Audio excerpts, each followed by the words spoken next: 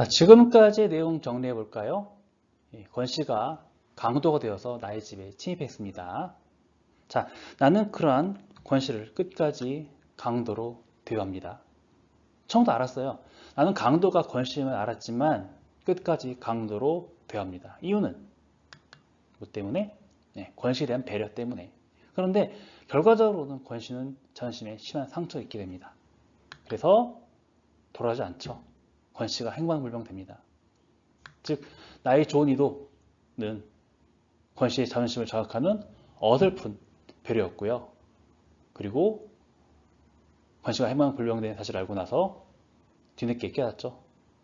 그래서 자책하고 후회하는 모습을 보입니다. 자, 그리고 구두의 상징적 의미 정리하지 않을 수 없겠죠. 이 작품의 제목이 9켤레의 구두로 나타내잖아요. 자, 지금 확인할 수 있는 거 책에 써 있다시피 어떤 근거인지는 몰라도 구두의 손질 정도에 따라 그의 운명을 예측할 수 있을지도 않았을까 하는 생각이 들었다라고 나는 말하고 있죠. 그리고 앞에서도 어떤 얘기 했었죠? 그의 구두 상태를 확인해 보지 않은 것을 후회했다는 말도 하죠. 왜요? 자, 평소 권씨는 구두에 광을 내고 다닙니다. 그게 평소에 자존심을 세우고 다니는 권씨의 심리 상태예요. 그런데 구두에 광을 내지 않았다는 것은 자존심이 무너진 상태, 평소와 다른 권씨의 상황이다, 심리다 라고 볼 수 있겠죠. 그렇기 때문에 구두는 권씨의 심리 상태를 암시한다고 말할 수 있겠고요. 자, 그리고 지금 구두가 어디 있습니까? 감 나가는 세간이 있을 자리에 있죠. 그렇죠? 방 안에 있어요. 방 밖에 있는 것도 아니고 방 안에 감 나가는 세간이 있을 자리에 어떻게 보면 모셔놓고 있다고 볼 수 있겠죠.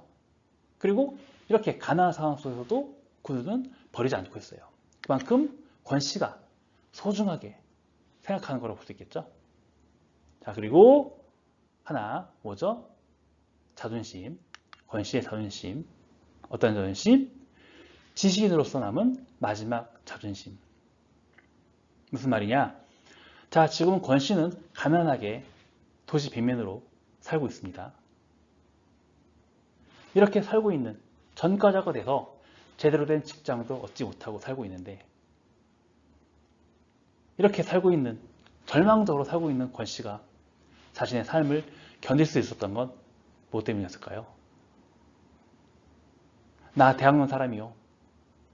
나 대학 나온 사람이고 원래 출판사 다니고 번역도 하고 구두 신고 다니던 그런 엘리트야 라는 그런 자존심. 그런 자존심이 삶을 견딜 수 있게 하지 않았을까요? 그래서 구두는 지식인으로서 남은 마지막 자존심이다 라고 말할 수 있겠죠. 그런데 이 마지막 남은 이 힘겨운 삶을 견딜 수 있겠던 이 마지막 자존심이 지금 무너진 상황인 거죠. 자, 아무도 없는 권씨의 방에 내가 들어왔어요. 세간은 별거 없죠. 가난한 집안에. 그런데 눈에 띄는 건 뭐예요? 구두예요. 가장 감당하는 세간의 자격으로 장롱따위가 있을 자리에 9켤레나 되는 구두들이 가지런히 놓여 있어요. 가장 감당하는 세간이 있어야 할 자리에 구두가 있죠. 권씨가 구두를 가장 소중하게 생각하고 있다는 걸 알 수 있어요. 모두 9켤레, 10켤레 중에 9켤레가 있습니다. 한 켤레는 권씨가 신고 나간 거죠. 한 켤레의 구두가 쉽게 돌아오지 않으리라는 걸 알딸딸하게 깨달았대요. 무슨 말입니까? 권씨가 다시 돌아오기가 쉽지 않을 것이다 는 말이죠. 권씨가 지금 돌아오지 못하는 이유, 집을 나간 이유, 자존심에 심한 상처를 입었기 때문이죠. 절망적 상황에서 그 상황을 견딜 수 있게 해줬던 것, 그런 지식인으로서의 마지막 자존심이 와르르 무너졌기 때문이에요. 그렇기 때문에 권씨의 자존심이 회복되기 어렵다, 그걸 깨달았다는 의미라고 볼 수 있겠습니다. 자, 교과서 날개 문제. 남겨진 9켤레의 구두가 상징하는 의미는 무엇일까? 구두의 주인이 더 이상 나타나지 않을 것이다. 권 씨의 부재, 실종을 의미하는 거고요. 그 다음에 이 작품을 시대와 관련지어 본다면은 한우파 시대의 그 발전, 혜택을 받지 못하고 소외된 권 씨의 비참한 처지를 드러낸 것이라고 볼 수 있겠습니다. 자, 권 씨의 행방불명을 알리지 않으면 안 될 때였다. 그래서 나는 이순경에게 권 씨의 실종을 알립니다. 이렇게 소설이 끝나요. 자, 이 소설을 이해하는 데 있어서 가장 중요한 질문이 아닐까라는 생각이 들어요. 권 씨는 어쩌다가 강도직까지 하게 되었을까요? 누구의 책임인가요? 권 씨 개인의 책임인가요? 자, 제가 작품을 시작하기 앞서 광주 대단지 사건에 대해서 얘기했었죠. 권 씨가 전과자가 되고 이렇게 불행한 삶을 살게 된 직접적인 이유는 광주 대단지 사건의 주동자로 불려서 징역을 살았기 때문이죠. 전과자가 되었기 때문이죠. 그런데 광주 대단지 사건은 왜 일어났습니까? 정부의 불합리한 토지 정책 때문이잖아요. 그 점도 생각해 봐야 되겠죠.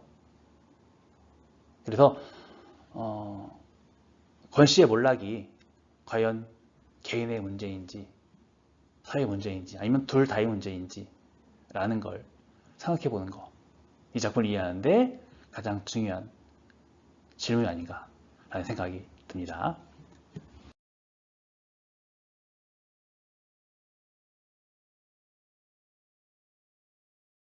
98페이지 학습활동 시작하겠습니다. 1번 문제는 등장인물과 관련된 주요 사건을 중심으로 이야기의 흐름을 정리해보는 활동인데요. 어렵지 않죠? 그림 보고서 그 빈칸에 알맞는 내용을 적으면 되겠습니다. 자, 보시면요. 권 씨가 나를 찾아옵니다. 학교에는 나를 찾아오죠. 그런데 수줍어하면서 애써 웃어 보이면서 뭔가 부탁하려고 온 거였죠. 어떤 걸? 나에게 아내의 수술비를 빌려달라고 부탁하고 있는 그런 모습이었고요. 자, 고민하는 나는 오선생은 어떻게 했어요? 너무 큰 돈인데 라고 고민하다가 권 씨는 갚을 능력이 없지 라고 생각해서 빌려주지 않기로 합니다. 그래서 거절합니다. 그런데 아예 모른 척하지 않죠. 아예 모른 척하지 않습니다. 나의 손해 없이 도와줄 수 있다는 걸 깨닫고 그에 대한 동정, 권 씨의 뒷모습을 보면서, 떠나온 뒷모습을 보면서 뭘 느꼈어요? 이건 완전히 나치고 나는 권 씨가 덜박한 처지구나 라는 걸 느꼈단 말이에요. 그래서 그런 마음에 어떻게 합니까? 이제 도와줍니다. 빌려서 10만 원을 여기저기 빌려서 병원에 가서 권 씨 아내가 무사히 수술을 받을 수 있게 합니다. 그래서 아내가 무사히 아이를 낳아요. 그런데 그날 밤 어떻게 됩니까? 이렇게 권 씨가, 사실을 모르는 권 씨가 강도로 침입하죠. 그런데 너무 어설픈 강도의 모습. 처음부터 나는 오선생은 강도가 권 씨인 걸 알고 있었고요. 그래도 권 씨를 위해서 끝까지 강도를 모른 척, 권 씨가 강도인 걸 모른 척 하려고 했지만 결국은 어떻게 됩니까?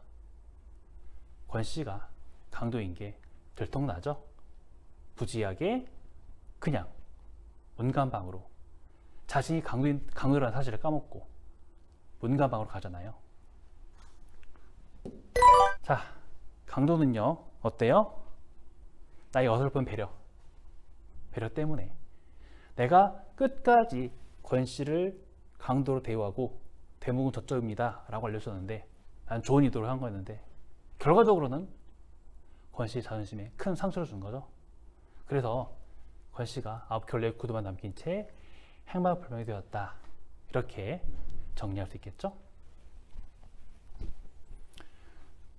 2번 문제 보겠습니다. 나와 권 씨의 말이나 행동에서 드러나는 성격을 파악해보자. 나와 권 씨, 오선생과 권 씨의 성격을 한번 정리해 볼게요. 자, 책에 먼저 나와 있는 말, 책임이 따르는 동정은 피하는 게 상책이었다 라고 되어 있죠. 자, 권 씨를 도와주지 않습니다. 책임이 따르는 동정은 피하는 게 상책이었다. 왜? 권 씨가 돈을 갚을 능력이 없다는 걸 깨닫고 나서요. 그러니까 자신의 손해는 용납하지 않는 거죠. 그쵸? 하지만 뒤에서 도와주긴 해요. 도와줍니다. 떠나는 뒷모습을 보고서 전세돈도 일종의 빚은 빚었다. 왜 좀 더 일찍이 그 생각 못했는지 모른다. 그래서 도와주잖아요. 그쵸? 동정은 많이 북받쳐 올라서. 그리고 내 손에 뗄 염려는 없어. 나 손해 안 볼 수 있어. 손해 안 보고 도와줄 수 있어. 라고 하잖아요. 그쵸? 자, 그쵸? 가난한 이웃에게 연민을 느끼지만 가난한 이웃에게 연민을 느낍니다. 그래서 도와줍니다. 하지만 나의 손해를 감수하고 그건 아니죠. 따져보니까 내가 손해를 안 볼 것 같아. 그래서 도와주잖아요. 그렇기 때문에 자신의 안락한 삶은 포기하지 않으려는 인물, 이렇게 정리할 수 있겠죠. 그래서 제가 앞에서 뭐라고 설명드렸습니까? 그래서 이해타산적이다.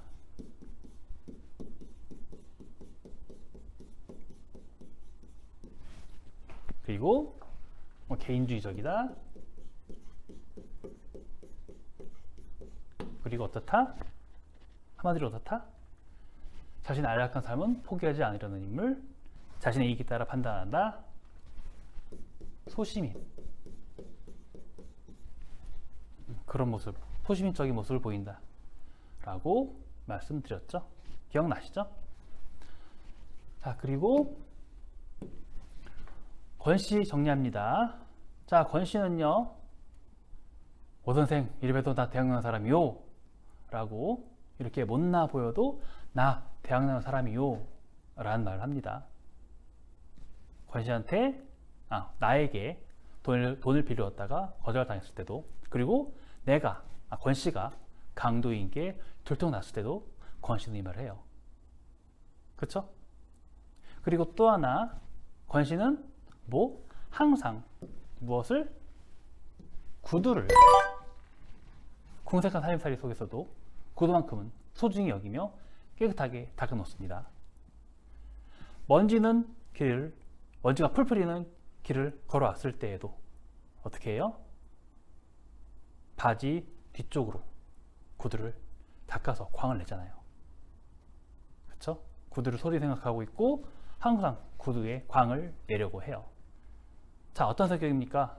뭐가 중요해요? 뭘 중시하고 있습니까? 구두를 중시한다? 구두를 중시한 거 맞는데요. 구두를 통해서, 구두가 상징하는 건 뭐였어요? 구두가 상징하는 건 권씨의 자존심이었죠. 그쵸? 자존심, 어떤 자존심? 지식인으로서의 자존심. 이거는 지키러 가는 그런 인물이에요. 비록 이렇게 이 산업화 과정 속에서 몰락한 소심이지만, 도시 빈민으로 전락했지만 대학교 나왔다는 그런 자존심은 지키려는 모습을 보이고 있죠. 물론 이거 말고도 또 권씨의 성격을 확인할 수 있는 건 뭡니까? 어설픈 강도의 모습. 하나 더 써볼까요? 어설픈 강도의 모습을 보였죠. 자, 이걸 통해서 알 수 있는 거 뭐였습니까? 순박하고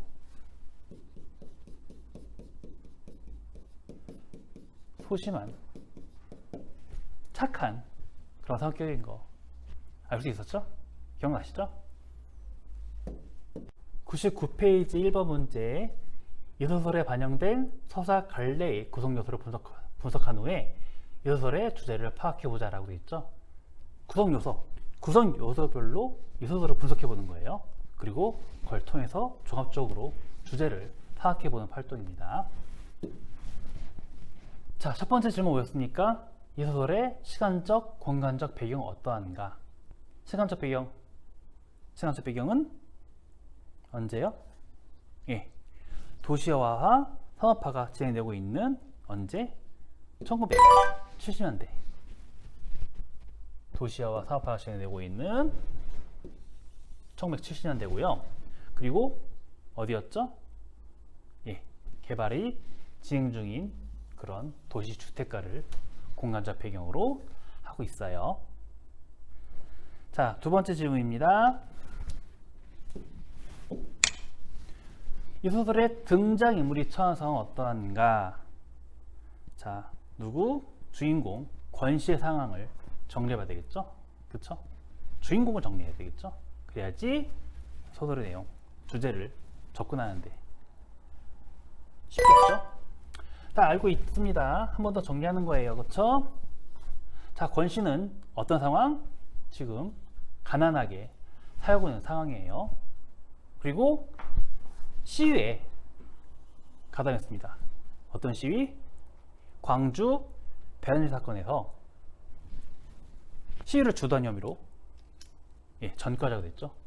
전과자가 된 그런 상황이고요. 그런데 지금 아내가 지금 아이를 낳으려고 하고 있어요. 그리고 수술비가 굉장히 급한 그런 절박한 상황이에요. 그런데 가난하고요. 제대로 된 직장도 얻지 못하는 상황이에요. 그래서 아내의 수술비를 마련하지 못하는 그런 처지, 아내의 수술비를 마련하지 못하는 그런 처지에 놓여 있습니다. 그리고 권씨, 주인공 권씨를 보고 우리에게, 독자에게 관찰한 내용, 그것에 대한 자신의 마음, 자신의 내면을 전달해주고 있는 사람 누구죠? 나죠. 나. 자, 나는요, 어때요? 나는 어떤 사람? 초등학교 교사예요. 초등학교 교사고, 그리고 권씨에 대해서 연민을 가지고 있죠. 그래서 도와줍니다. 그렇죠? 그런데 권씨에 대한 연민을 가지고 있고 권씨를 도와줬는데 수술비도 마련해 주었는데 강도로 들어온 권씨에게 어때요? 물론 의도는 좋았죠.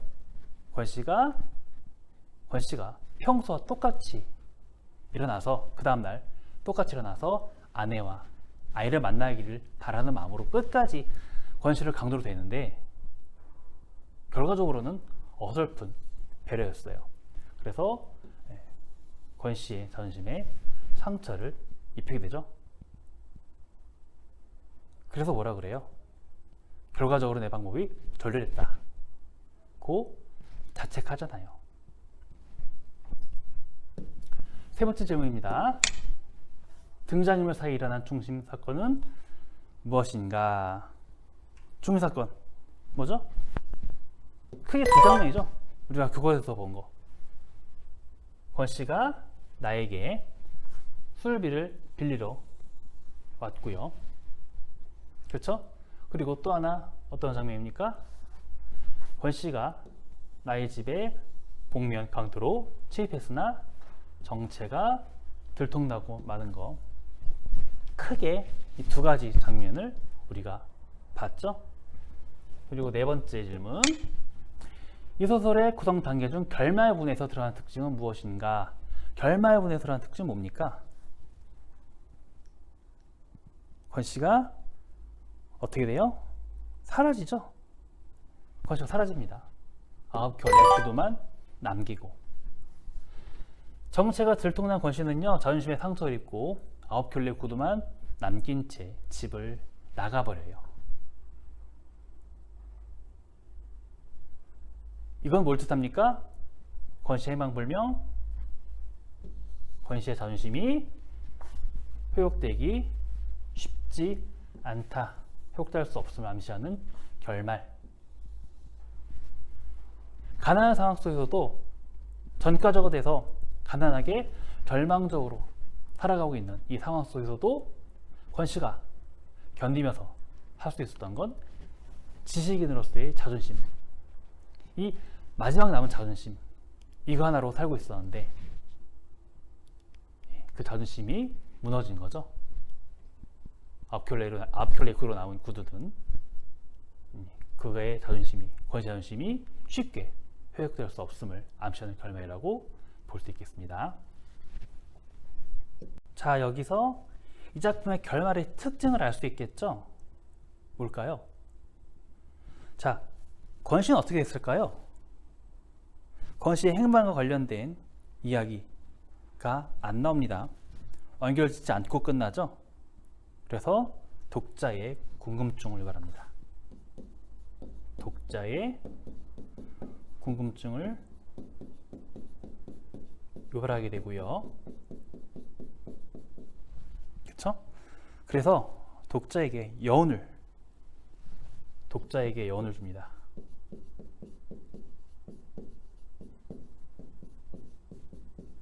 자, 이야기가 완전히 끝난 느낌이 아니죠. 그쵸? 어떻게 되었을까? 라고 독자들이 궁금하게 되고요. 그래서 일종의 어떤 결말? 일종의 열린 결말이다.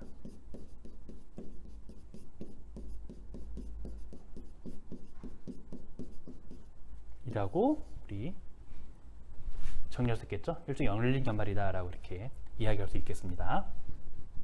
이렇게 분석한 내용을 바탕으로 이 소설의 주제를 파악해 보겠습니다. 이 소설의 주제. 자, 이 작품은 어떤 시대를 배경으로 하고 있죠? 1970년대 산업화 도시화 시대를 배경으로 하고 있습니다. 그렇죠?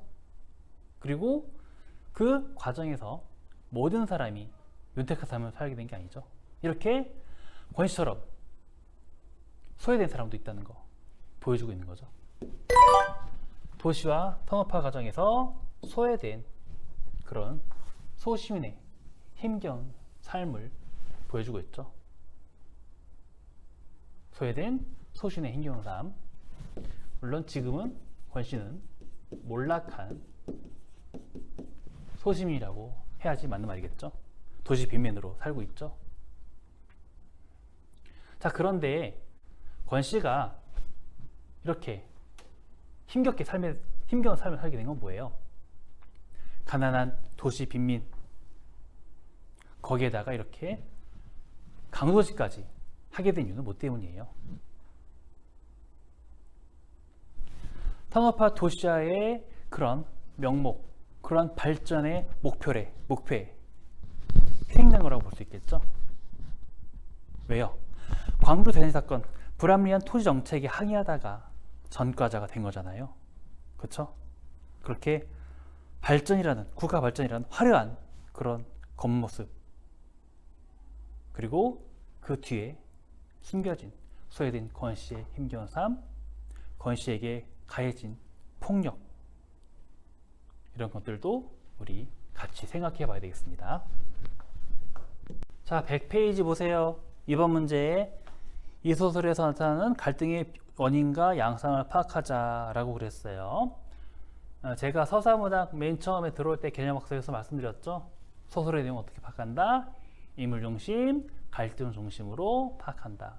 그래서 학습활동에도 이렇게 인물에 대한 문제, 그리고 갈등에 대한 문제가 나와 있는 거예요. 아시겠죠? 꼭 그런 습관을 가지세요. 자, 파악해 보겠습니다. 일단 나의 내적 갈등 먼저. 권씨가 나에게 찾아오죠. 아내의 술비를 빌려달라고. 나는 고민하잖아요. 10만 너무 큰 돈인데? 그쵸? 빌려줘야 돼 라는 그런 생각이 있었겠죠. 왜? 아내가 위험하니까. 권씨 아내가 위험하니까. 그런데 너무 큰 돈이야 라고 고민하다가, 권씨는 돈 갚을 능력이 없지 라고 생각하고 빌려주지 않기로 하잖아요. 자, 그런 나의 내적 갈등을 정리해 본다면 이렇게 정리할 수 있겠죠. 권씨는 돈을 갚을 능력이 안 되니 그의 부탁을 거절해야 한다는 그런 생각, 그리고 내가 돈을 빌려주지 않으면 권씨 아내가 수술을 받지 못해. 권씨의 아내가 죽을지도 모른다는 걱정, 그런 사이에서 나의 내적 갈등이 있다고 볼 수 있겠죠. 이 갈등이 이렇게 정리할 수 있겠죠. 어떻게? 권씨는 돈을 갚을 생각이 안 돼. 그래서 빌려주면 안 돼. 부탁해. 부탁을 거절해야 돼. 뭐 중심으로? 나의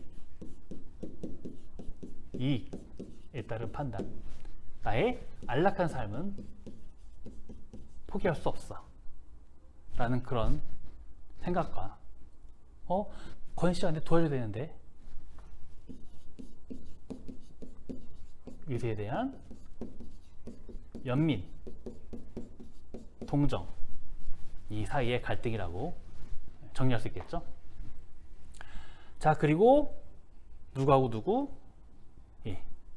소설 순서에 따라서 나와 권씨의 갈등, 권씨와 나의 갈등. 이게 글씨가 잘못 나왔네요. 나와 권씨의 갈등 정리해 보겠습니다. 어떻게 정리할 수 있죠? 권씨가 나를 찾아오죠. 돈을 달라고, 수료비를 빌려달라고 찾아오죠. 그런데 나는 거절하죠. 그렇게 수비를 빌려달라는 권씨와 거절하는 나의 갈등이 있었고요. 그리고 또 내가 권씨 아내를 도와준 그날 밤 강도가 들어오죠. 누구였어요? 강도는 권씨였죠. 그런데 나는 강도로 들어온 권씨를 어떻게 했습니까? 강도라고 공격하거나 방어하거나 아니면 살려달라고 빌거나 그러지 않았죠.